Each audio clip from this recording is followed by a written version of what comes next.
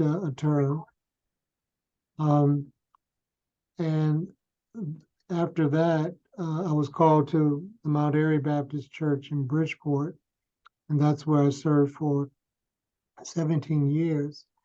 And overlapping those years of service was my becoming a clinical social worker, going back to school for the master's in social work and a doctorate in social welfare, and combining those two areas in my pastoral work and as an adjunct member of the faculty here at the Yale Divinity School, which started in 1987. In 1992, I was invited to become university chaplain at Yale and senior pastor of the Church of Christ, and resident in its chapel called Battelle Chapel. And so I stepped down from Mount Airy after those 17 years, came back to New Haven, and served as university chaplain for 15 years. During that time, we did a lot of work on promoting multi-faith campus ministries and understanding amongst different religious traditions and traditions that would be considered by some as spiritual and not necessarily religious, but part of the larger matrix, diversity of spiritual orientations that people have in our world. And so that was a very exciting time that I really enjoyed. Then after those 15 years as chaplain, I stepped down and became a full-time faculty member at the Wurzweiler School of Social Work at Yeshiva University in New York City. Wurzweiler is the school where I went back to and got the master's and the doctorate. So this is how all these things get connected.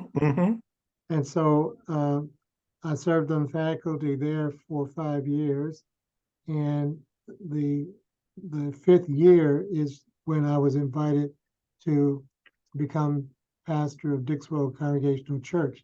Here again, a full swing, a place that I'd been at as a student almost 50 years earlier. Right. So I came back to Dixwell and was there almost 12 years, and decided to retire from the parish ministry a year ago. That is, my family and I thought about it and decided that this year, 2023, would be the year I would retire.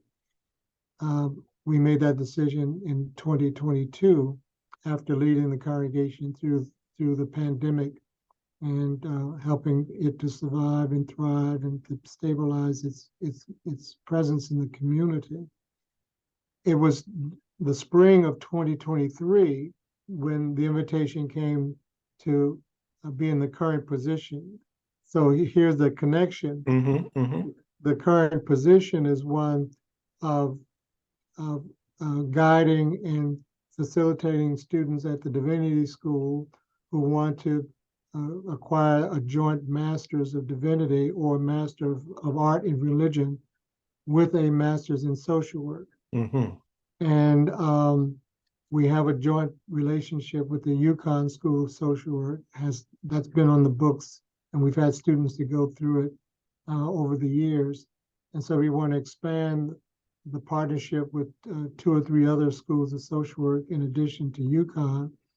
And the reason for such an attraction is that the state, as you know, is dire need of more professionally trained social workers. And divinity students who go into a joint degree find a lot of value, complementation between the values of social work, the skills that you learn, either in the clinical area of pastoral counseling, policy area of legislation, that kind of thing, administration, or community organizing. Those are the 3 areas that social workers focus on in their training and practices.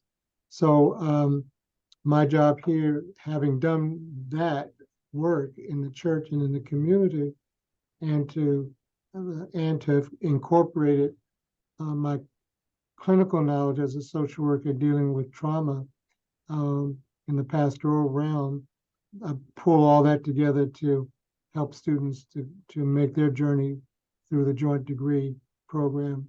So that's the full No, circle kind of no, I context. really, and the concentric circles, as you say, and interlocking circles, I can, hopefully people can see the labyrinth. I really appreciate your giving that context. Talk to me, Jerry, and again, we have about 20 minutes or so. Uh, Correct me if I'm wrong, but you were in uh, Czechoslovakia, Kosovo, Oh no, Kosovo. well, one of these kind of synergies. When I came to Yale Divinity School, there was also a person named Dr. Richard Malika, who was a psychiatrist doing his residency at Yale New Haven Hospital, but he was also interested in religion, and he was in the Master of Arts in Religion program. We became friends and had mutual interest in spirituality and psychiatry, and done research together and done some publications together. He created what's called the Harvard Program in Refugee Trauma, and this is a program that trains mental health workers across mental health disciplines and primary health care to provide uh, clinical assistance to people who've been traumatized by war, mass violence, and natural disasters. And so my first stage of work with them, I've been involved with HPRT, the Harvard Program in Refugee Trauma, now for 25 years. And my first assignment with that work was to assist people in Bosnia right after the Bosnian conflict.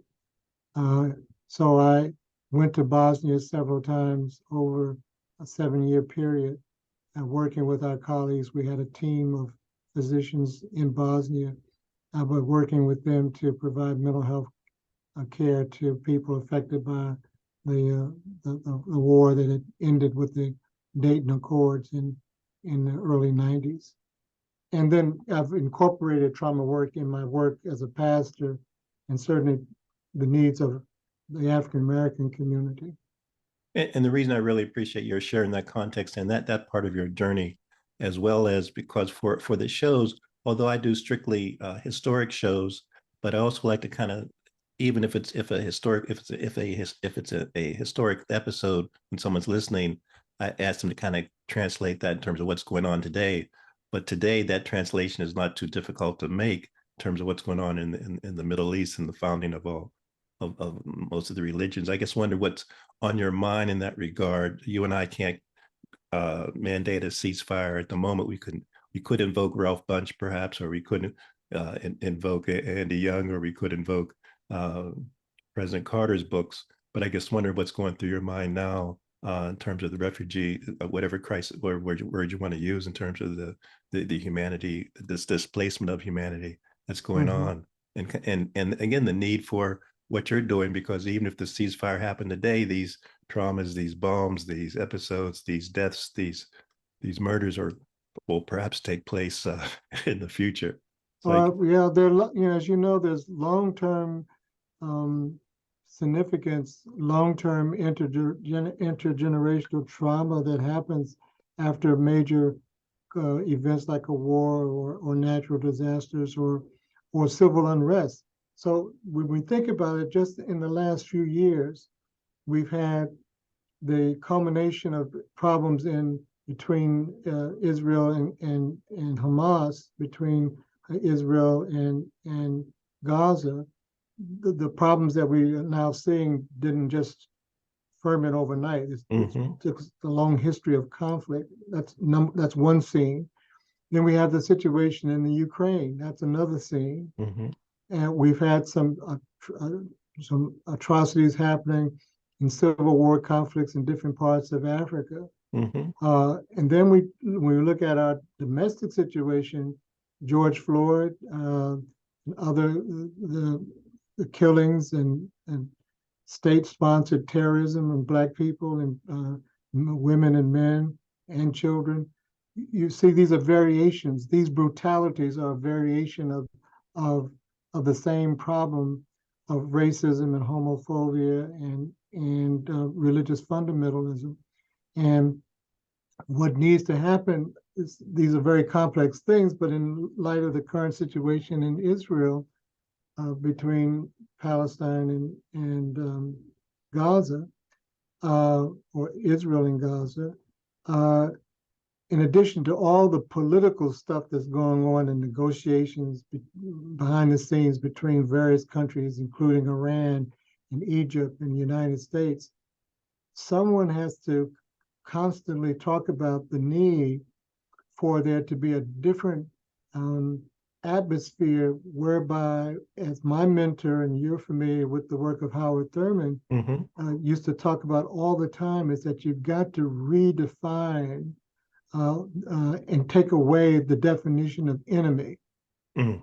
That it sounds, optimistic and all that, but the reality is that until people start seeing each other as equal human beings, as long as we stay trapped in this us and them, my religion, my ethnicity is superior to yours, it creates those barriers and that kind of segregation in which power then takes advantage of.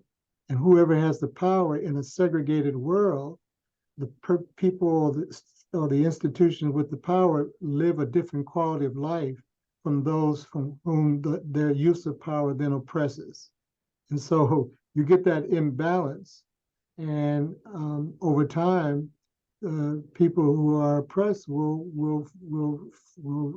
reach out and and resist and behave in ways that are inhumane on both sides. On both sides.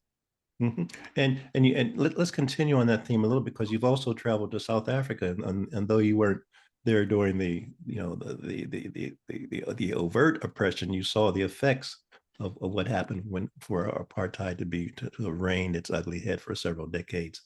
Share a little bit about that, your South African experience. Yeah, I've been to South Africa several times. My initial reason for going as a Fulbright senior Fulbright scholar was to do research and to learn through the University of Pretoria Department of Practical Theology and University of Pretoria School of Social Work, how social workers and ministers were being trained and educated to, in fact, help people who have been traumatized by apartheid.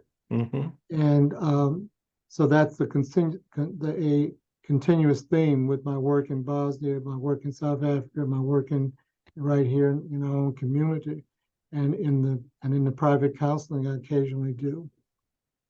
And so let's continue. I guess want to stay on this world, the global world and the neighborhood world, because people often ask what the show's all about, and I say it's about what's going on in your home and your family and your church and your neighborhood and your world and your state, wherever you define your locus of control. You are affected, and you want to try to muster up and gird your loins, so to speak, so you can be if not a change agent, influence change.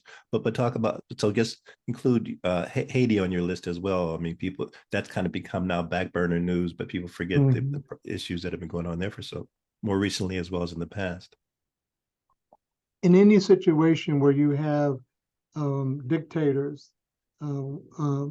based upon religious differences or tribal differences or ethnic differences, the dynamic is the same. It's the abuse of power and people in power rationalizing the abuse of other people, such that they then make other people, in fact, less than. They become objects, as we say.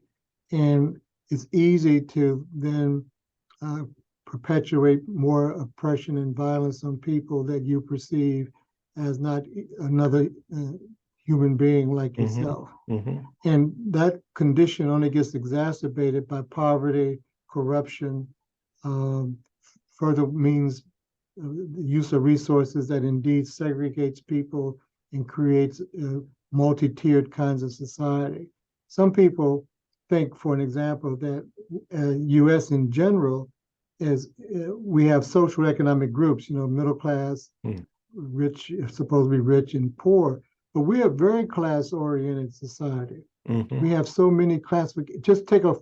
Just buy a plane ticket, and you'll see how class-oriented our society is. Everywhere from first class to coach to business privilege, or all these different cute little names. But everybody's on the same plane, and nobody gets to the destination before anyone else. but we have this illusion of difference in such a way that I can have a more comfortable ride than you, and that's it would be true if you have the so-called first class ticket versus coach, but we're all in the same plane. When that plane goes down, we're all going down. First class is not going to stay up and coach was going to go down. And so we create these illusions of separateness and independence as if we can survive based on our own silo existence. And I don't want to get too divergent, but just as you were chatting, Jerry, and again, it's always good to see you when you mentioned the classism, just in terms of the riding on a plane. My mind jumped to the 9/11 and the towers, and how the insurance companies decided that some people would get more money than others based on their projected income for the future. Right. I mean, so it's even kind of baked in, if you will, to our financial and insurance industry. Well, it's baked into values that we derive from a distortion of capitalism. I'm not an anti-capitalist. I'm a capitalist in terms of we should create opportunities for people to flourish in whatever their capacities are, but the challenge is equal opportunity. I don't care what someone makes versus someone else, but if you're making money at the expense of other people, that brings in a different issues of equity and ethics. Let's jump to the curriculum design a little bit, just to shift to the students that might be entering the program, or students that might be considering entering the program. How do you think the curriculum will help to not abolish racism, but help folks to kind of fight the battle for justice and equality better? Well, one of the strengths and hallmarks of the social work profession is its fight against inequality and oppression. Many schools of social work curriculum has a clear emphasis on the BIPOC community and on understanding the dynamics of oppression and systematic racism and other forms of racism. And so students who go into social work learn not only the theories, but they get skills for assessing and then intervening and creating better systems and organizations and relationships between people depending upon the domains that they choose to work in. As I said, sometimes some students are more interested in the clinical pastoral counseling side, some are more interested in policy, others are interested in community organizing. And with the Reverend Dr. Barber here at the Divinity School with his Public Policy Institute, social work and public policy, that goes hand in hand. So what we're trying to do is to make that kind of education available to a cohort of students who want to go in that direction. We have approximately 300 students across our degree programs, and we hope that on average to have about 8 to 10 students every year in a joint degree program. We have 7 who have completed so far in the last 3 or 4 years, and we have 3 students entering the joint degree program in the fall. But it's important. It's important, Tom, for people to know also that while the knowledge and skills that social work offers, which are in many ways different than what ministry training does offer, they're very complementary, but also ministry brings something to social work, brings a different kind of larger world ethical view and an appreciation for the spiritual nature of all life and of human beings. So it's not a matter of divinity education is being trumped by social work education. They are actually complementary and strengthening each other. Excellent. You mentioned, Jerry, about another 10 minutes earlier on at kind of the top about the shortage. Do you define the shortage of people in this pipeline because of the lack of interest, or because of the need exceeding our capacity to deal with it? How do you kind of define the needs are greater because of issues of equity and poverty. there's so many ways to categorize the problems. The needs are greater because of economic stresses in a lot of people's lives. It's greater because of the general stress that people are dealing with on everyday living. And then there are people who've actually had traumatic experiences, be it through domestic violence or veterans who have returned from conflicts. And so social work, the need is greater across the board, and certainly in child welfare issues. So there's more, the need is greater, so there's more a need to have trained people who can understand and create programs and opportunities and relate to people according to their needs and help them to not only identify their own individual strengths and capacities, but to also critique the systems that create the burdens that people are carrying. It's not just a matter of locating the problem to whatever extent it exists within a person's personality and behavior, behavior change. I mean, that's important too. But if you're also dealing with people who are in systems that are constantly bombarding them and adding more and more burdens. So it's both individual and social in that sense, that the work is to critique and to provide ways out and better ways of administering social welfare programs and services.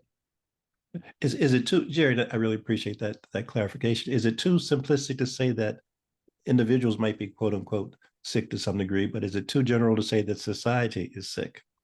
Yes, I don't think it's too general. I think that's real.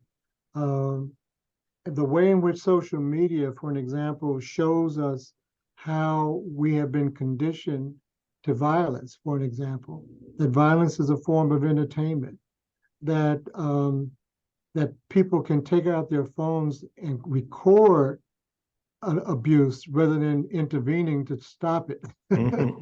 That's a conditioning that has come upon us, and it's not going anywhere because social media and all other forms of social media are emerging.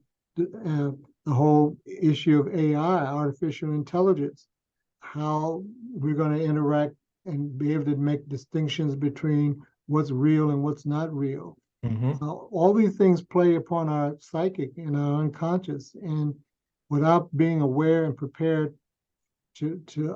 without being prepared to be aware of how this functions and how this affects our behavior and our thinking, we can get into a robotic way of being without even knowing that we're being robotic.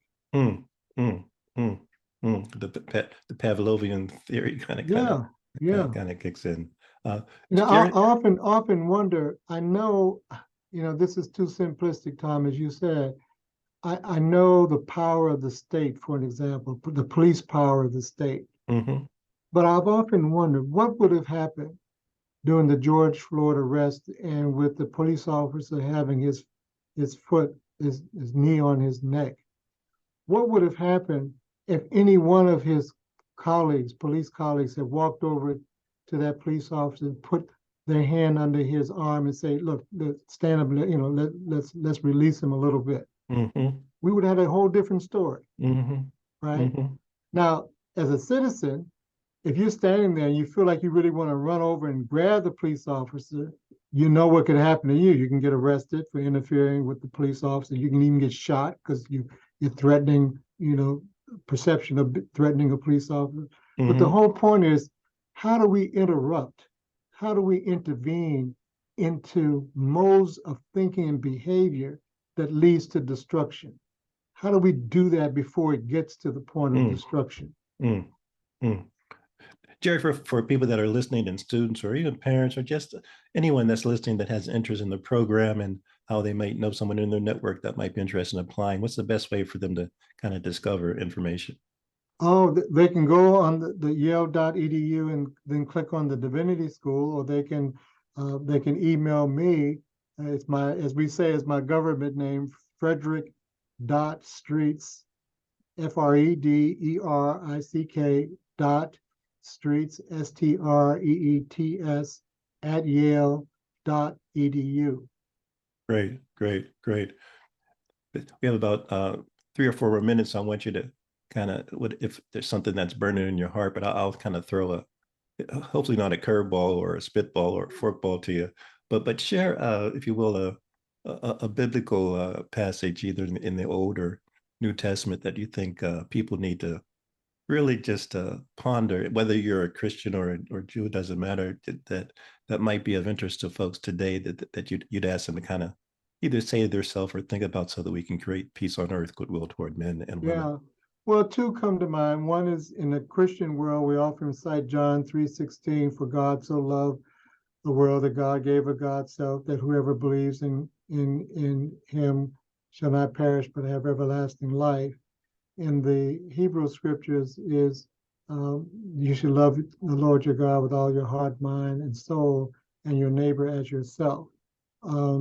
Those are two anchoring not only pastoral encouragements but justice encouragements. To love others as you would love yourself is an act of justice and stewardship of human life. For me, John 3:16 is the essence of the Christian message, as MC squared is the essence of the message of physics. Mm-hmm. It's an elegant, simple statement that's so comprehensive. MC squared is such an elegant formula.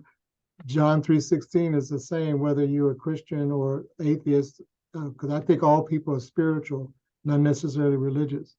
But to think that however we understand God or the ultimate source that created all of creation, to think that that force or that creator loves us, to think about that and to accept that can have a profound feeling, a profound impact on our self-esteem.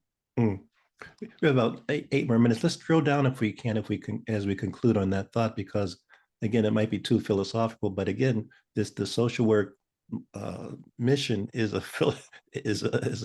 somewhat of a philosophical mission as well. My point is, when you talk about loving yourself, Jerry, I wonder if you agree with this. Some people don't have a good grasp on who their self is, if you follow me. Right. And or that they might feel that their self is full of unworthy existence. Well, wait. So here's what social work and pastoral work have in common. For an example, in the story of the creation, some people may be familiar with, the creator is looking for the first created couple, right? And the story tells us that they were hiding from the creator, and when the creator finally found them, he said, "Hey, I've been looking for you guys, I've been calling you. What's up with this? How come you haven't answered?" And the response from one of them was, "We didn't answer. We heard you calling us. We didn't answer because we were naked." The story of Adam and Eve, right? And here's the question that the Creator asked, and this is the question that social work and ministry helps people to wrestle with and come to an understanding of. The Creator says to them, "Who told you you were naked? What is the reference point for your identity? Who told you that you're not lovable, that you're not worthy? What experiences have you had? What systems do you interact with that reinforces in you a sense of inferiority? How do we strengthen our internal selves, and at the same time, how do we activate our sense of citizenship by challenging systems of oppression?" Excellent. Jerry, let's take another 30 minutes. 30 seconds rather. I want to give you the last word. And this will not be a one-off, and I really appreciate your being available. I know we juggled a little bit this morning in terms of my No. Well, I appreciate you, and I appreciate the work you're doing. When I look back on my career, it looks so there's a synergy to it. But I want to say to your listening audience that sometimes you just have to follow your own instincts, follow your own passions. I would have never thought, coming to YDS in 1972, that 50 years later I'd be sitting here having this conversation with you. I came to YDS to become a pastor, and I did. It's all I wanted to do. But in the process of doing that, I learned more about myself and what I was interested in, and that led me to pursue other educational and other formal and informal educational opportunities, which then opened me further to my own self-awareness, as you mentioned earlier, which then led to these involvements that I've described. But it wasn't planned out like I sat down and said, I'm going to do this.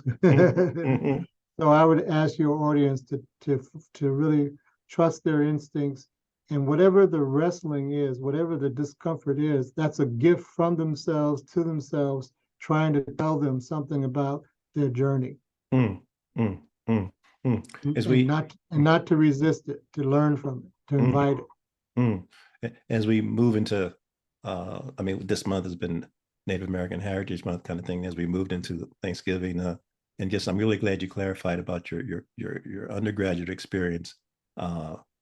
Say a little bit more about, because that's so, I did not know that. I thought it was an extrapolation from Canada, but to know this was a native school, so to speak, named after, this is a tremendous celebration. Some people might know about Dartmouth and its early origins, but certainly what you just said was really important. So let's just close on that point as we recognize that we're uh, we're in Quinnipiac land as we speak. Yeah. So, yeah. Well, in 1865, when Ottawa University was founded, it was part of the missionary movement, and there's a lot of critiques and weak sides of that whole history.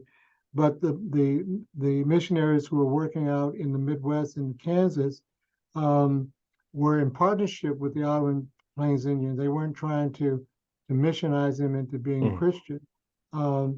So the school was created and in honor, not only in honor of the Ottawa Plains Indians, but to also incorporate some of the culture and the history of the Ottawa Plains Indians. And any native person of that tribe and some other tribes in the Midwest are able to go to Ottawa free, as they should, and get a really good, small school, well, roughly 1,400 people, liberal arts college, affiliated with the American Baptist, but itself is not a proselytizing school. So coming from Chicago, on the south side of Chicago in the 1968 to Ottawa was a real cultural and educational experience for me. Excellent. Jerry, thank you so much, man. Well, thank you. Thank you. Continue to be well and do well. Same to you. And I'll say it again. Hello to your family, as you always say to mine. As well as your family. Thanks again, man. Okay, thank you. Over and out.